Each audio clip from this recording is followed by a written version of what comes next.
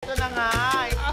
Siyempre, hanggang ngayon pinag-usapan pa rin ang paghihiwalay ng Jack B. That's right. Hindi pa rin tapos, ha? Barbie Fortesa. I certainly agree. Yeah. Maayos ang kanilang paghihiwalay, hindi ba? Yes. Kaya lang parang mukhang nahihiwagaan ang mga netizen. Dahil Ito nga yung kapatid o yung sister ni Jack Roberto. Ay, na si? Sister Roberto. Hindi! Si Sanya! Si Sanya Lopez. Oo. magkapatid pala sila. Okay, oo, matagal na. Ngayon ko lang nalaman. Since birth yata, I think. Magkamukha sila, di ba? Parang sila ilong. What's wrong? Did I hit a nerve? Wow, the nerve! Ito na nga. Did I hit a nose? May cryptic post itong si Sanya Lopez. What's so cryptic about it? Ano nga sinabi niyan? Ayan na. Ate Dick? Oh. Yes. God. Sanya says, in the first reading, Aha. Karma says, God removes people from your life because he heard the conversation that you didn't hear. Ay! Anyway, nako, yun nga ang parang feeling ng mga netizen, ang pinatutungkulan o ang pinariringgan ni Sanya ay si Barbie. Oo, kasi kakahiwalay lang eh. Oo, parang bilang pagtatanggol daw ba ito ni Sanya sa kanyang brother dahil lalaki hindi pwedeng magsalita Why against is the that girl. that the boy cannot say anything? English ka mo! English ka mo! Well, as a matter of fact, Ay, what?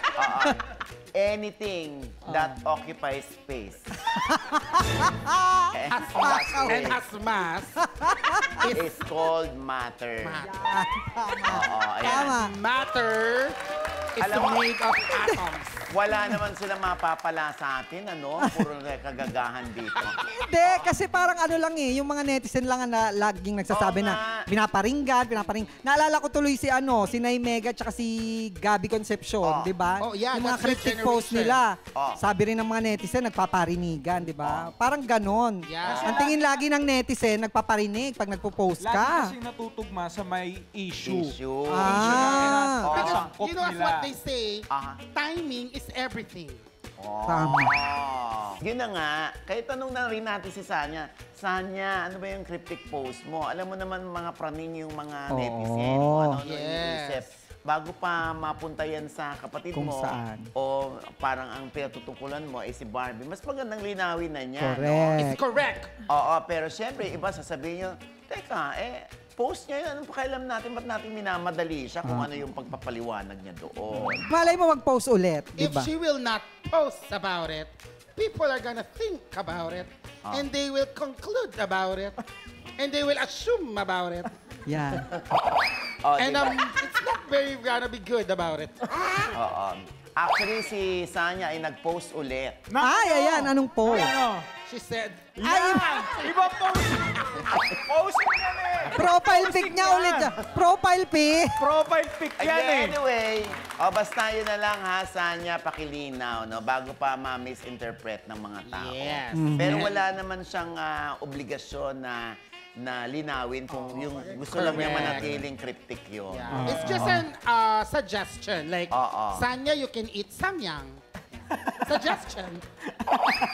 Nakakaloka ito. Diyos What's ko, next? oy, nako, seryoso na ito. Ay, ayan. Alam mo, puro mga hashtag, pray for California, hashtag, pray for Los Angeles, ang lagi nating nababasa. Kasi nga, dahil nga, yun nga, yung wildfire doon sa Southern California na nangyari, di ba? At grabe, ilang 10,000 bahay yata ang Ang nasunog. tinupok. At Grabe, It's hindi very devastating, and it's such a massive loss At- of properties. Oo. Tsaka hindi lang basta bahay na yung malalaking Mansyon. bahay talaga, Mansyon, mansyon. oo. Lugar ng mayayaman. Lahat ng mga nagtatrabaho sa movies, Mga Ay, halos doon na nakatira sa LA. Oo, sa LA. Dati sa Beverly eh. Oo. Ngayon sa LA. At isa dyan, si Paris Hilton.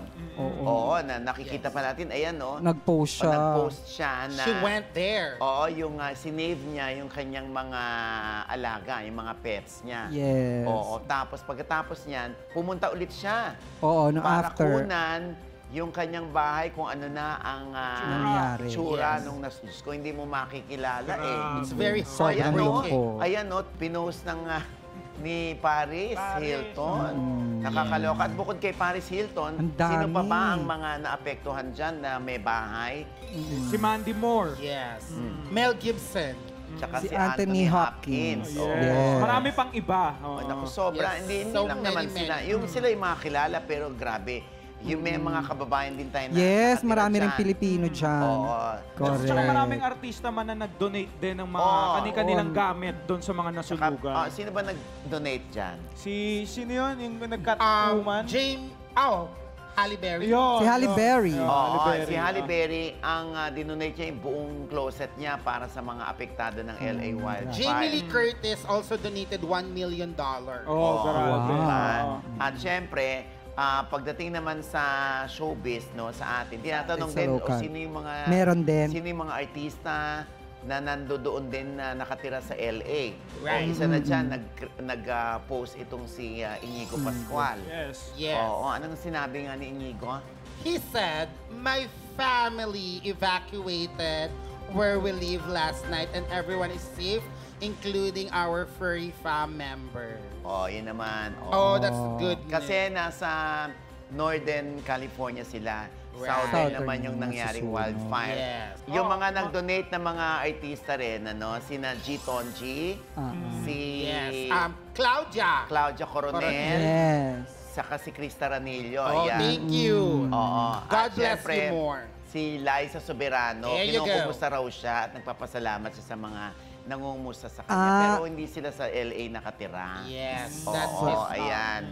Right. At syempre, ang ating panalangin, ano, Yes. yung praying for everyone's safety dyan sa LA. Sa LA, Yes. At sabi nga nila, sana umulan. Yes. Oo. And Kasi hoping that the parang- fire will no longer spread. Yes, ayan. Ayan, prayers para sa ating mga kababayan na Kababayan. naapektuhan Sending dyan. Lahat. love and Lahat ng light. naapektuhan dyan Yan sa LA. Ayan.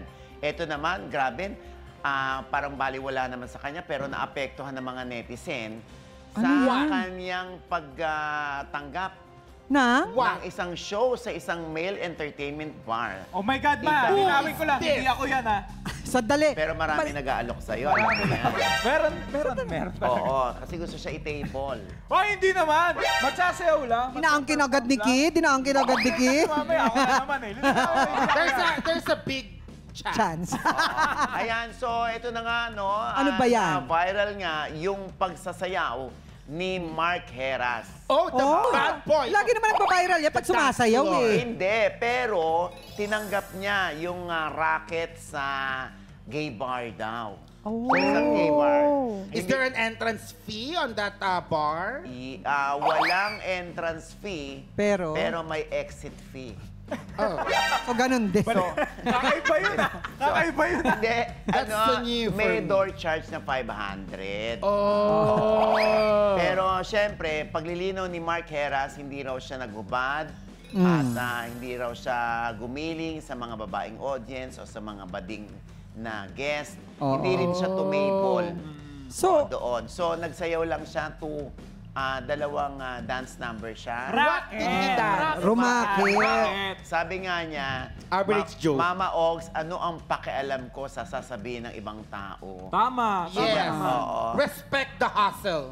Sila ba ang magpapakain sa pamilya ko? That is right. That's not wrong. Ay, wala naman ako ibang ginawa kundi nagsayaw. Actually, gusto ko nga i-promote na meron pa ako sa January 31. Ay! Oo. Gusto mo- Hindi kasi racket naman eh, di ba? Ikaw Parang ba, given a chance, mag-ano ka ba? Oy, Kid. kid, baka pwede ka sa 690. Yes. Answer truthfully or there will be consequences. If the price is right. Ay! So pwede.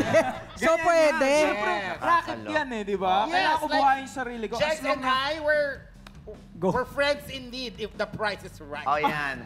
O yan, syempre pa si Mark Heras naman, sabi naman niya, Diyos ko, Mama Ogs, ako pa hindi ko naman gagawin yon na makikitable ako. Wala raw siyang tinable. Oo. Pero meron siyang chinair. Bakit tanong ko lang, wala ba siyang show? Or Wala siyang racket kasi wala na siyang management, wala na siyang manager, wala na siya sa Sparkle, pero hindi siya makalabas ng Channel 7 kasi... Why? Is it padlock the gate? No. Oh. Baka may Kasi contract. meron siyang live contract with the network. Okay. Ayun. So, tama naman yan. Kayo ba naniniwala sa kanyang rason na bakit sila ba magpapakain sa pamilya kung nagugutom? Sa akin, okay ako sa ganun. Okay ako. As Ako long na din. wala ka naman tinatapakan ng ibang tao, basta trabaho lang, di ba? Yes. Kasi ikaw naman yan, at saka ano niya naman yan, kumbaga passion niya talagang magsayaw. Oo. Di ba? Shinare niya lang. Oo. Oo. Kasi siyempre sa iba, parang bumababa daw yung level ng pagka-artista. Oh, yun nga. Pag Yung doon parang- perform. Ganun lang naman ang tingin, pero wala namang discrimination. But you know what? If it's about your family and bringing food to the table, who cares what they say? Oo nga. Parang in-English mo lang yung sinabi ko. Ano? Ang ganda. Ang ganda. Translator nga ako ng mga to. Oo, ayan ha. Basta ang importante, hindi gumagawa ng masama. Yes. At marangal yung ginawa ni Mark Heras. It's Hindi lang correct. siguro sanay yung mga tao na may artista nagpe-perform sa isang gay bar. Oo.